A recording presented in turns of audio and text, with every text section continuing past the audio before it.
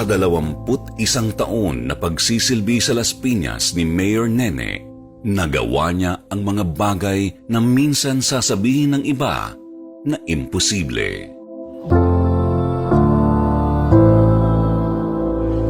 Pero sa ama ng Las Piñas, walang imposible kung para sa tao ang kanyang gagawin.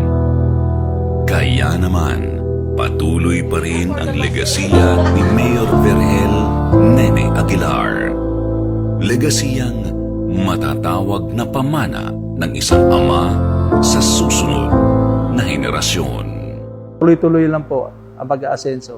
Kaya gusto namin itutuloy yung legacy ni Mayor Nene Aguilar. Buhay pa rin siya sa anin.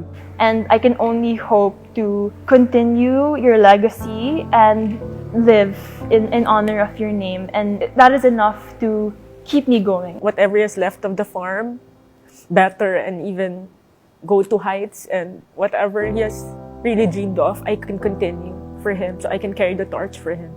Patuloy namin gagawin lahat ng sinimulan niya through the Nene Aguilar Foundation, and yung puso niya sa pagtulong, we will continue it. I want to continue his legacy in my own way. And I want him to be still proud of me wherever he is. And that's what I want. And I want him to continue to be proud of me in whatever I do.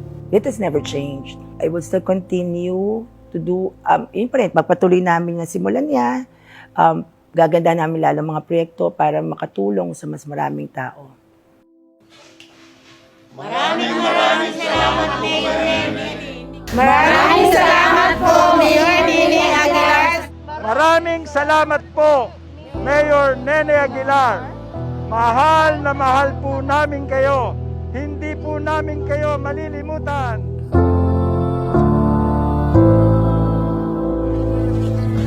Pero ngayon, na-realize ko na ang iiwanan ko na lang legacy.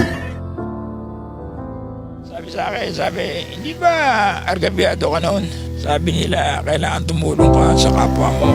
Huwag mong lulukuhin.